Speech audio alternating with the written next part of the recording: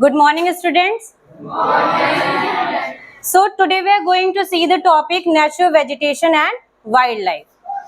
Natural vegetation refers to the original vegetation of an area grown under a particular climate condition without human assistance or interference. पहले तो हम ये देखते हैं कि वेजिटेशन और नेचुरल वेजिटेशन क्या होता है। वेजिटेशन क्या होता है? पेड़ पौधे। मैंने ये ना, वेजिटेशन का मतलब क्या होता है? ट्रीज। यहाँ पे लिखा है नेचुरल वेजिटेशन, तो वेजिटेशन का मतलब अभी मैंने बोला कि क्या होता है? पेड़ पौधे। वेजिटेशन टर्म कब यूज किया जाता है? जहां पर ह्यूमन इंटरफेरेंस होता है। जैसे अगर हम अपने घर के अगल बगल या फिर बगीचे में क्या करते हैं? पेड़ पौधे लगाते हैं। आम का लगा लिया, बनाना लगा लिया, कोई भी, वो क्या होता है आपका? वो आपका वेजिटेशन है। नेचुरल वेजिटेशन क्या होता है? नाम से क्लियर है, natural and vegetation means nature के थ्रू जो ऐसी वेजिटेशन हमें प्रोवाइड की रहती हैं वो क्या होता है? आपका नेचुरल वेजिटेशन आता है। यहाँ पे क्लियरली लिखा हुआ है जिसमें क्या हो, ह्यूमन बीइंग का कोई भी इंटरफेरेंस नहीं होगा, वो आपका नेचुरल वेजिटेशन कहलाता है। मैंने एग्जांपल आपको दिया था कि आप अगर अपने सराउंडिंग में देखते हैं तो आपको क्या होगा, आसपास बहुत से ऐसे पेड़ मिल जाएंगे जो क्या होता है, इन नेचुरली ग्रो होता है, उसमें ह्यूमन बीइंग कोई इंटरफेरेंस नहीं करता है। हम अपने आसपास ये पेड़ पौधे लगाने नहीं जाते, ये क्या होता है, through pollination, by animal, by air, वो चीजें होती हैं, नेचुरली रेनफॉल्स होते हैं और उसके बाद क्या होता है, ये पेड़ पौधे अपने से बड़े हो जाते हैं, वो आपका नेचुरल वेजिटेशन होता है। The vegetation on the earth generally consists of forests, grassland और thorns and shrub. Natural vegetation में सिर्फ बड़े बड़े पेड़ पौधे ही नहीं आते हैं, हमारे आसपास जो ग्रासलैंड्स होते हैं या जो बुशेस हैं, इवन आप हर्ब, श्रब, इन सब चीजों को भी ले लीजिए, ये सभी क्या होंगे आपके? सब चीज क्या होती है? नेचुरल वेजिटेशन में आती है। Depending on the amount of rainfall, the area of high rainfall are covered with forests, the areas of moderate rainfall are covered with grasslands, and the area of low rainfall have thorn and shrubs. Now, बारिश पे भी बहुत निर्भर करता है कि क्या है, वहां की वेजिटेशन कैसी होगी। ये बहुत कॉमन सी चीज है, जहां पे बारिश ज्यादा होती है वहां पे क्या होता है, पेड़ पौधे जो होते हैं हमें काफी लंबे देखने को मिलते हैं। अगर आप लंबे ना भी बोले तो आपको कैसे देखने को मिलेंगे? काफी घने हरे भरे पेड़ पौधे देखने को मिलेंगे। वहीं पे जहां पे मॉडरेट रेनफॉल होती है, व्हाट इज मॉडरेट रेनफॉल? कि जहां पे सर्टेन अमाउंट में होती हो कि हाँ बारिश है भी और नहीं भी उतनी है जितनी पेड़ पौधों को जरूरत होती है, तो हमें वहां कैसे पेड़ पौधे देखने को मिलते हैं? हमें वहां पे मिस मीडियम हाइट या कह सकते हैं शॉर्ट ट्रीज ही आपको देखने को मिलेंगे, बट वहां पे क्या सबसे अच्छी होती है? वहां की जो घास वो होती है वो काफी अच्छी होती है। फिर हम बात करते हैं कि लो रेनफॉल जहां पे होती है वहां पे कैसे ट्रीज होते हैं। पहली बात, जहां पे भी लो रेनफॉल होती है वहां पे क्या होता है, वहां पे आपको ट्रीज ज्यादा नहीं देखने को मिलते हैं। मोस्टली वहां पे क्या मिलेंगे आपको? वहां पे श्रब्स मिलेंगे, थॉर्नी प्लांट्स मिलेंगे, बुशेस मिलेंगे या फिर हर्ब्स मिलेंगे। थॉर्नी प्लांट्स की अगर हम बात करें, अगर आप लोगों ने कभी भी डेजर्ट एरिया को देखा होगा या फिर राजस्थान का एक कोई सीन याद कर लो, वहां पे क्या होता है? क्या आपको ऐसी हरियाली देखने को मिलती है? नहीं, हमें वैसी हरियाली नहीं देखने को मिलती है। तो वहां पे क्या मिलता है? ज्यादातर हमको थॉर्नी प्लांट्स मिलेंगे, आपको कैक्टस मिल जाएगा, आपको बहुत होगा, जैसे एलोवेरा आपको आपने देखा होगा, वो कैसा पेड़ पौधा होता है जिसे बहुत ज्यादा पानी की जरूरत नहीं होती है, वो थोड़े बहुत भी पानी में सरवाइव कर जाता है। वहीं पे अगर आप कैक्टस की बात करते हैं, आज तो कैक्टस को एज अ शो प्लांट के लिए भी यूज किया जाता है, उसमें भी क्या है, आपको एक्सेसिव वाटर की जरूरत नहीं होती है। आप एक दिन पानी डालोगे, वो सर्टेन डेज क्या होता है, वो आराम से सरवाइव कर जाता है। आगे देखते हैं, the distribution of vegetation varies with latitude as well. हमें पता है व्हाट इज लैटिट्यूड, हमने पढ़ा है ऑलरेडी। जैसे जैसे एल्टीट्यूड्स बढ़ते जाता है क्या होता है, टेम्परेचर डिक्रीज होता जाएगा। हमें पता है ये चीज कि पेड़ पौधों को सरवाइव करने के लिए वाटर की नीड होती है, बट एक्सेस वाटर की नीड नहीं होती है। अगर आपके घर में पॉट्स में सब प्लांट लगाते होगे ना, पानी देते होगे डेली, उससे कभी इस चीज को ऑब्जर्व करना, या फिर होम में भी हो सकता है आप लोगों ने किया भी होगा, डेली अगर हम पौधे में क्या करते हैं, पॉट में एक्सेसिव अमाउंट ऑफ वाटर डालेंगे तो क्या वो पौधा बड़ा होता है? वो पौधा बड़ा नहीं होता है, जबकि वो क्या होता है, वो सूख जाते हैं, फिर खराब हो जाता है। सेम चीज यहाँ पे कह रहा है कि जैसे जैसे आप लैटिट्यूड पे बढ़ते जाते हो क्या होता है, वहां पे हमें ये चीज की वेरिएशन देखने को मिलती है कि जो ट्रॉपिकल और टेम्परेट जोन में आपको जो प्लांट्स मिलेंगे वो क्या होते हैं, वो आपको काफी अच्छे अमाउंट में मिलेंगे। बट जैसे जैसे आप क्या हो गए टेम्परेट जोन से ऊपर बढ़ेंगे वहां पे आपको प्लांट्स की प्रेजेंस बहुत कम मिलती है। अब हम आगे देखेंगे importance of vegetation and wild life, कि वेजिटेशन और वाइल्ड लाइफ की हमारे लाइफ में क्या जरूरत है। अगर हम नॉर्मली बात करते हैं कि वेजिटेशन और वाइल्ड लाइफ का क्या नीड है, तो आप मुझे बताओ। देखो वेजिटेशन मैंने स्टार्टिंग में बताया, वेजिटेशन हमें क्यों जरूरी होता है, फॉर ऑक्सीजन, है ना। ऑक्सीजन कहाँ से मिलता है, पेड़ पौधों से मिलता है ना। ऐसा तो है नहीं कि हम ऑक्सीजन भी प्रोड्यूस करते हैं और कार्बन डाइऑक्साइड भी रिप्रोड्यूस करते हैं। हमें क्या होता है, हमें ऑक्सीजन पेड़ पौधों से ही मिलता है, इसलिए हमें क्या है, वेजिटेशन की नीड होती है। Natural vegetation and wildlife are considered as the most important natural resource of a country। कह रहा है किसी भी देश के लिए वहाँ की जो नेचुरल वेजिटेशन होती है और वाइल्ड लाइफ होती है उस देश के लिए काफी जरूरी होती है। आज हमारे देश में बहुत से ऐसे पेड़ पौधे हैं जो अगर हम बाहर जाके देखें तो हमें वो नहीं मिलेंगे। सिर्फ पेड़ पौधों की ही क्यों बात करना, बहुत से ऐसे जानवर भी हैं जो हमें सिर्फ यहीं मिलते हैं। Plants provide us fruits, nuts, timber, firewood, wood pulp, resins, medical herbs, gum and a home to wildlife। क्या कह रहे हैं, जंगल हमें क्या देते हैं। आज कितने ऐसे वुड्स हैं जिनकी फर्नीचर्स बनाई जाती हैं जो हमें मोस्टली क्या होता है, जंगलों से ही मिलता है। इवन फायरवुड हो गया, वुड पल्प हो गया, रेजिन्स। यहाँ पे रेजिन्स का क्या मतलब होगा, रेजिन्स का दो मतलब होता है। एक क्या होता है, किशमिश होता है, जो आप अवेयर हो उस चीज से। एक रेजिन क्या होता है, ये एक तरह का लिक्विड होता है जो किसी भी चीज को प्रिजर्व करने के लिए इस्तेमाल किया जाता है। आजकल क्या है, रेजिन आर्ट चल रहा है, वो सबको पता है। रेजिन आर्ट जो होता है जिसमें क्या करते हैं, उस लिक्विड को किसी भी ऑब्जेक्ट पे पोर किया जाता है, सर्टेन टाइम बाद क्या होता है, वो सॉलिड फॉर्म में चेंज हो जाता है, वो आगे रहता है। कितने ऐसे मेडिकल हर्ब्स हैं जो क्या है, हमें इजिली फॉरेस्ट से मिल जाते हैं, जो हमारे लिए क्या होता है, बेनिफिशियल होता है। These control global warming, bring rainfall, prevent soil erosion, control floods and droughts, and ensure a livelihood for a large number of tribal communities for forest dwellers. Even natural vegetation क्या करता है, global warming में भी help करता है। आपको पता है ग्लोबल वार्मिंग कैसे इंक्रीज होता है, बाय कार्बन डाइऑक्साइड, जो क्या होता है, जो हम क्या करते हैं, हम एक्सहेल कर रहे हैं। अगर वेजिटेशन नहीं होगा तो क्या होगा, ऑक्सीजन की मात्रा नहीं बढ़ेगी, और अगर ऑक्सीजन नहीं इंक्रीज होगा तो ऑटोमेटिकली क्या होगा, ग्लोबल वार्मिंग वहां पे आ जाएगी। सॉइल इरोजन की बात किया है, हमें ये चीज पता है कि पेड़ पौधों की जो जड़ें होती हैं वो क्या करती हैं, मिट्टी को पकड़ के रखती हैं। अगर पेड़ पौधे ज्यादा से ज्यादा होंगे तभी क्या होगा, कितनी भी तेज बारिश होगी मिट्टी उतनी मात्रा में नहीं बहेगी जितनी वो बिना पेड़ पौधों वाली जो जमीन होगी वहां से मिट्टी जाएगी। अब ड्रॉट भी नहीं होगा, सूखा कहीं नहीं पड़ेगा, ये सब चीजें हैं। सूखा कैसे नहीं पड़ेगा, हमें पता है पेड़ पौधे से क्या होता है, ट्रांसपिरेशन होता रहता है। अगर ट्रांसपिरेशन होते रहेंगे तो जाहिर सी बात है क्या होगा, फिर कंडेंसेशन और ऑटोमेटिकली क्या होगा, प्रेसिपिटेशन वहां पर होगा ही।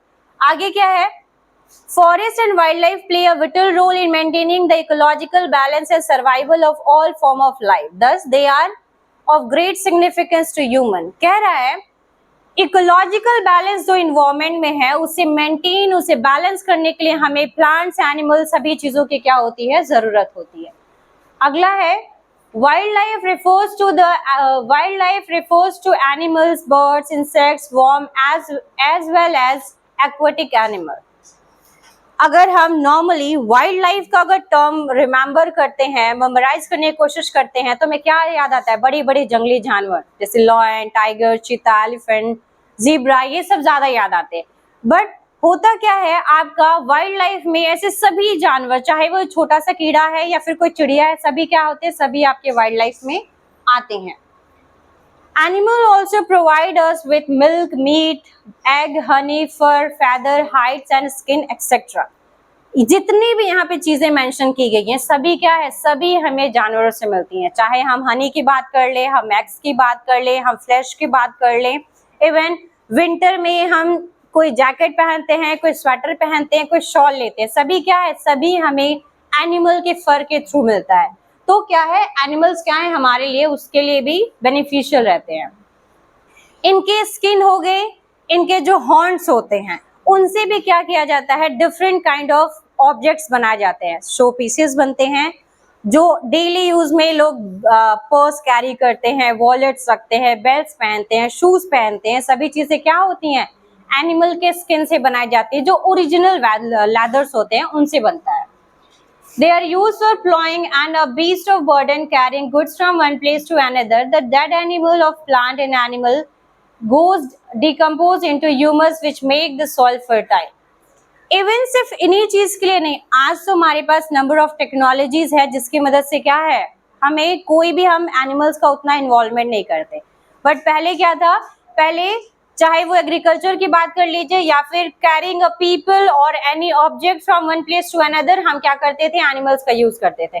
सबने बुल्लक कार्ट का नाम सुना होगा, जिसे क्या हिंदी में कहते हैं, बैलगाड़ी, सुना है ना। पहले के टाइम पे क्या होता था, उसमें ही सामान को रखकर एक जगह से दूसरी जगह ले जाया जाता था।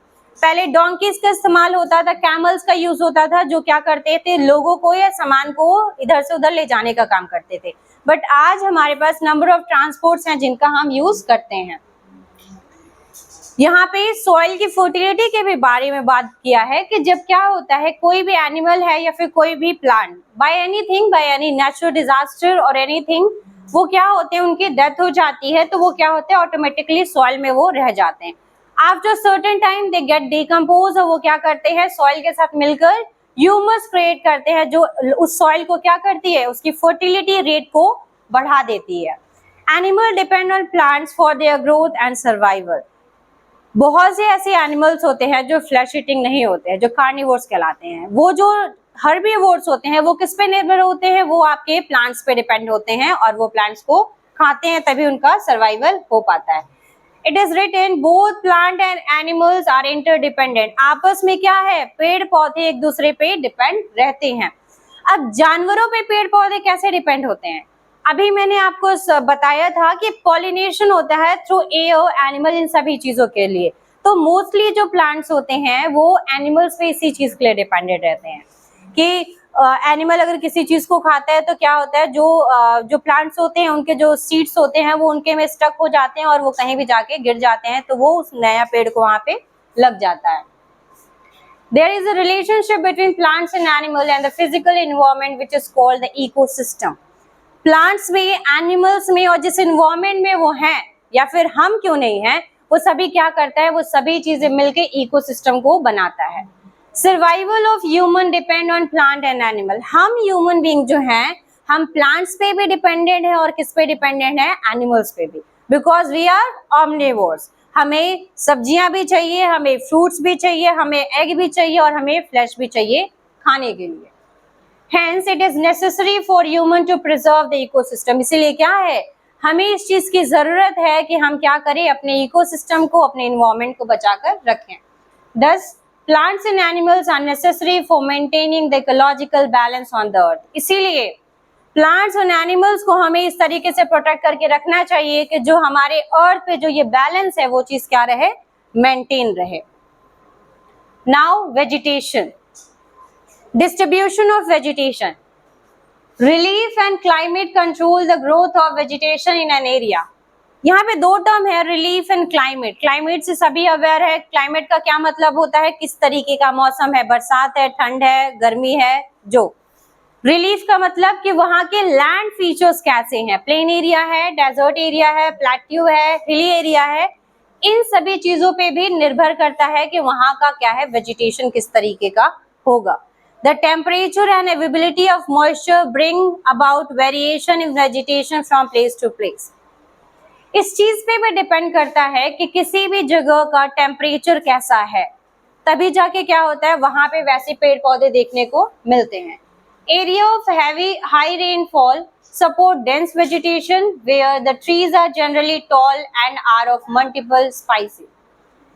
कह रहा है कि यहाँ पे जहां पे ज्यादा बारिश होती है, हमें वहां क्या देखते हैं मिलता है, वहां पे हमको ज्यादातर घने जंगल देखने को मिलते हैं, या फिर आप ये कह सकते हैं हरे भरे पेड़ पौधे देखने को मिलते हैं। साथ में हमें वहां पे वैरायटी ऑफ ट्रीज मिलता है। ऐसा नहीं कि सिर्फ एक ही तरह का पेड़ पौधा आपको देखने को मिलेगा, वहां पे आपको नंबर ऑफ क्या होता है, ट्रीज देखने को मिलते हैं। In area of moderate rainfall trees are less tall with scattered growth but the grass grow well here. ये चीजें ऑलरेडी मैंने अभी बताई थी कि जहाँ पे मॉडरेट रेनफॉल होता है वहां पर क्या होता है, वहां पे आपको बहुत लंबे पेड़ ना मिलके कैसे मिलते हैं, शॉर्ट हाइटेड। वहां पे ग्रासलैंड क्या होता है, वहां पे ग्रासलैंड जो होती है वो आपको काफी अच्छी देखने को मिलेगी।